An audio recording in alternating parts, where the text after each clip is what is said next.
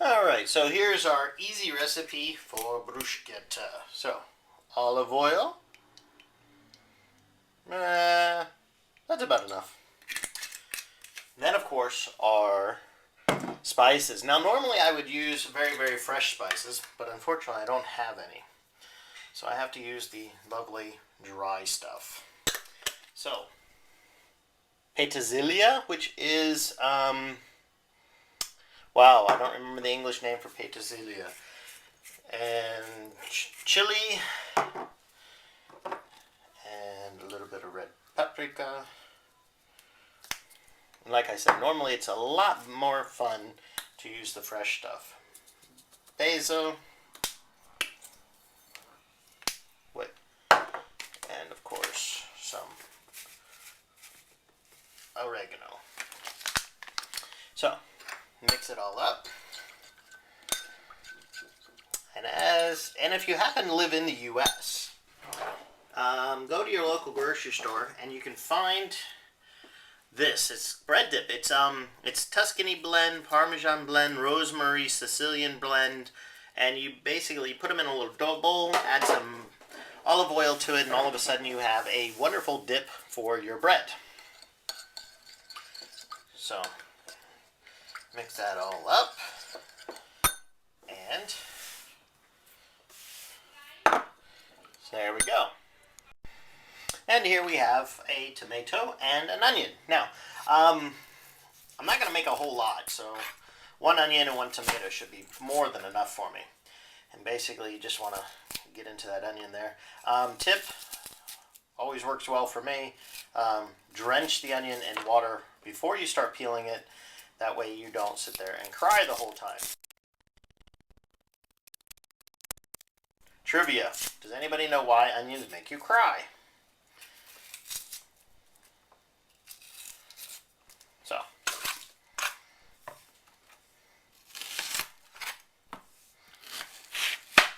And of course you just want to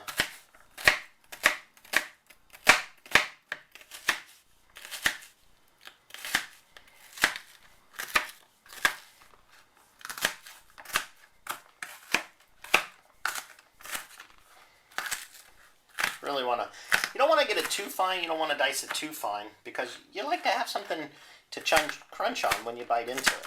At least I do. So, be sure, folks, wash your hands first. I mean, really, come on. So, of course.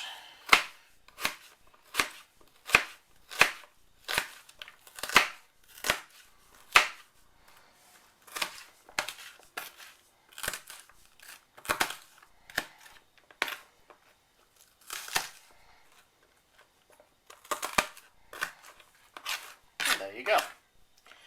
Now the easiest thing in the world is simply put those into your lovely mix here.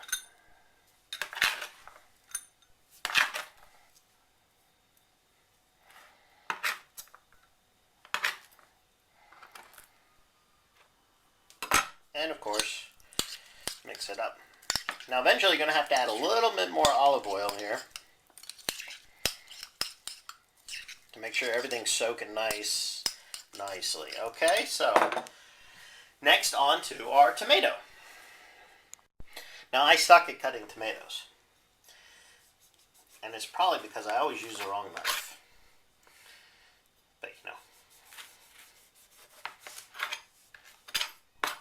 Master Chef I am not, and I always cheat and I go for a nice little serrated one that is actually not even supposed to be used for cutting tomatoes. But you know what?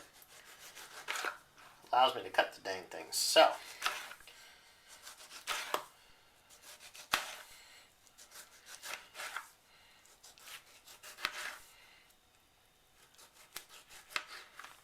there we go. Nice and cut.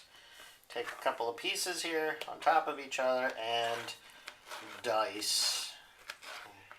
Cutting them nice and neatly as well. And then as soon as you have all those done, you just toss those into your bowl as well.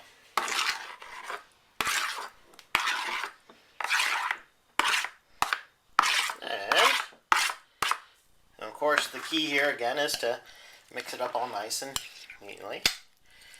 You want to let that soak a little bit.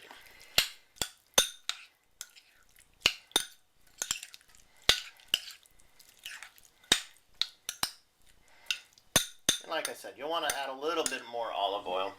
Not too much, just a little bit more. Very easy, very easy, very easy. So, and you're going to let that sit, and while that's sitting, you're going to go ahead and pop on your oven. Get it preheated, that way it doesn't take too long to cook. And you want to cut your bread. So, nice big old loaf. I always toss down.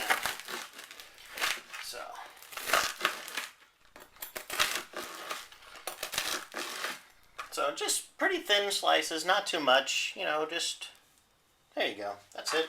You're going to slice all that up, and then you're going to lay them out onto the oven, the grill that goes in the oven, and then top it off. Put these bad boys into focus, and we're going to start topping them. Just a spoonful.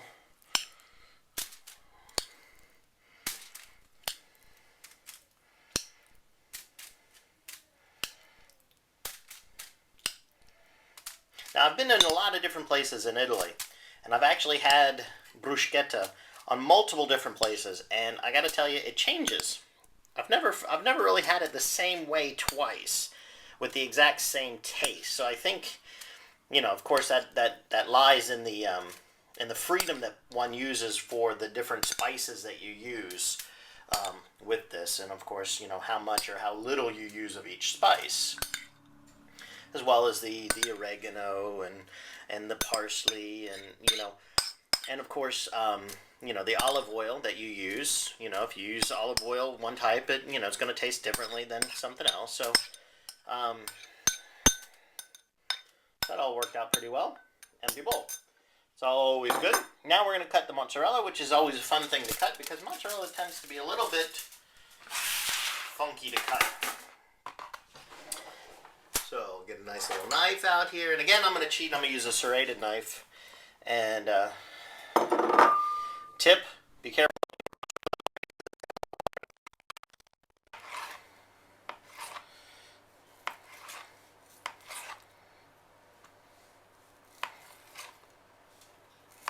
Try to get thin slices because the thinner it is, the better it is. So, and then of course, you just top it. You know, toss it on the top of a piece of bread, and you're good to go. Now, typically when I do this, I'd use more tomatoes and more mozzarella because that would then give me the ability to go ahead and use to make caprese salad, which is just sliced mozzarella, sliced tomatoes together, doing that good old thing. So, I've actually got more than I wanted with mozzarella. Huh. Oh well, I like mozzarella. So there we go. So as you can see, all topped off and to the oven. Alright, it's been in the oven just a tad bit and it's the cheese is starting to melt. Now what I like to do is add a little bit extra pepper to the top.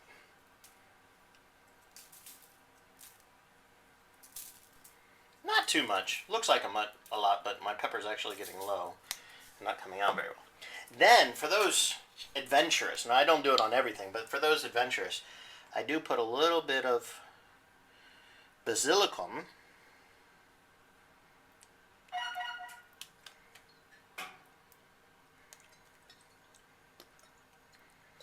on top.